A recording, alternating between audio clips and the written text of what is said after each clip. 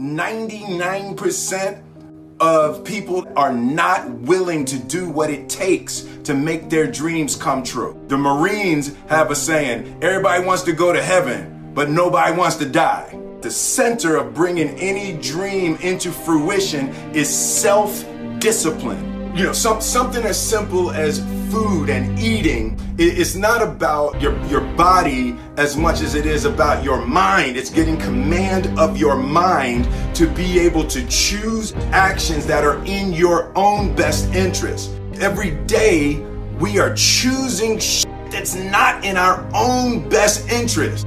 So if the world is attacking you and the world wants to fight you and the world's trying to hold you down, so you're gonna kick yourself in the balls? So you're gonna stop yourself from getting what you dream. And I think the word discipline has kind of gotten a bad name. We think about it in terms of punishment. I'm not talking about discipline in that way. I'm talking about discipline in the sense that you forego immediate pleasure for the exchange of long-term self-respect.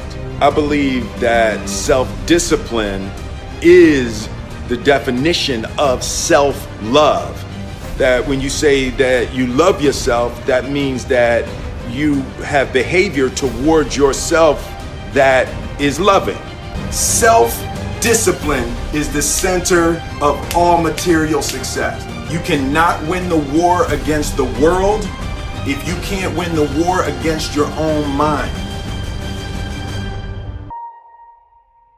Self-love is when you say to yourself, oh man, look, I know you and that girl got a real connection. I know y'all vibe, but that's your girl's cousin. So I love you too much to let you do that. It's like you say to yourself, hey man, look, I know you want to eat that pizza and it'll be really good, you know, but I can't let you eat that, man, because if you eat that pizza, you're going to feel like shit, you know, and I love you too much to let you eat that. Self-love is, hey, look, I know you got a test on Monday, you know, and I know you really want to go out with your friends. It's Saturday night, you want to go out, but if you fail that test, you're not going to feel good about yourself.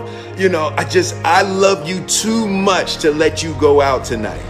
Self-discipline is self-love. If you want to be happy, you have to love yourself, which means you have to discipline your behavior. The road to sustained happiness is through disciplining your behavior. We tend to base our self-esteem on what other people think. And that's not really self-esteem. Self-esteem is supposed to be how we feel about ourselves. And I was just saying how dangerous it is to allow other people to determine how you're going to feel about you. And it's kind of like looking into a broken mirror. You're going to look in a broken mirror and then change your face to try to look good in this defiled, busted, broken mirror. And it just, other people's opinions is a really way to determine how we feel about ourselves.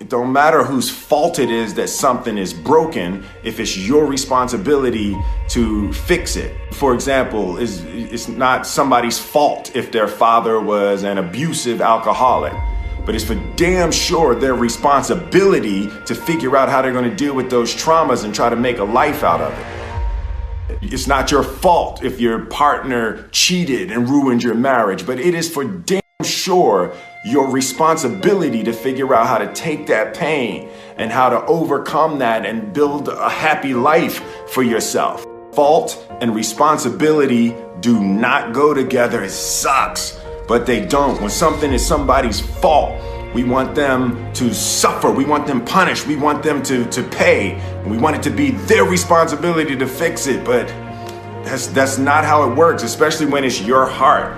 Your heart, your life, Your happiness is your responsibility and your responsibility alone.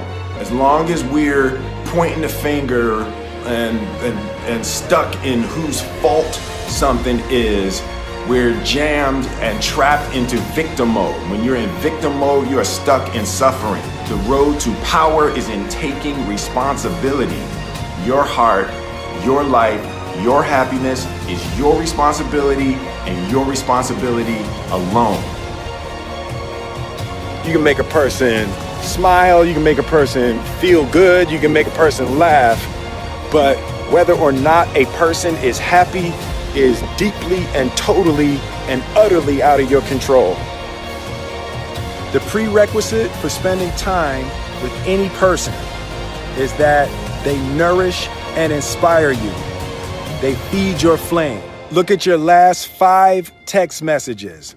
Are those people feeding your flames or dousing your fire? Put your phone down for just a second and look around.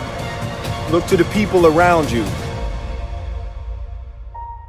Are those people throwing logs on your fire or are they pissing on it? I want my life, I want my work, my family, I want it to mean something. And it's like, if you are not making someone else's life better, then you're wasting your time. The separation of talent and skill is one of the greatest misunderstood concepts for people who are trying to excel, who have dreams that want to do things. Talent you have naturally. Skill is only developed by hours and hours and hours of beating on your craft. You don't try to build a wall. You don't set out to build a wall. You don't say, I'm going to build the biggest, baddest, greatest wall that's ever been built. You don't start there. You say, I'm going to lay this brick as perfectly as a brick can be laid. There will not be one brick on the face of the earth that's going to be laid better than this brick that I'm going to lay in this next 10 minutes. And you do that every single day. And soon you have a wall. And soon you have a wall.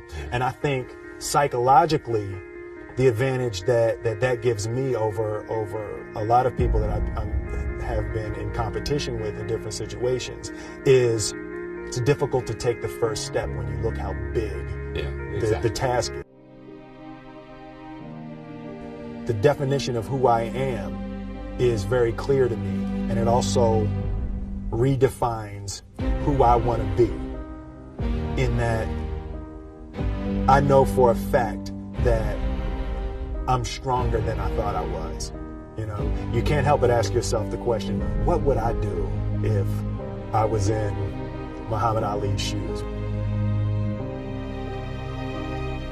I'm motivated by fear. I hate being scared to do something. And I think what developed in my early days was the attitude that I started attacking things that I was scared of. Why were you scared in your bed the night before? What do you need that fear for? Just don't go. Why are you scared in your bed 16 hours before you jump? Why are you scared in the car? Why could you not enjoy breakfast? Fear of what? You're nowhere even near the airplane. Everything up to the stepping out, there's actually no reason to be scared. It only just ruins your day. You don't have to jump. And then in that moment, all of a sudden, where you should be terrified is the most blissful experience of your life. And God placed the best things in life on the other side of terror.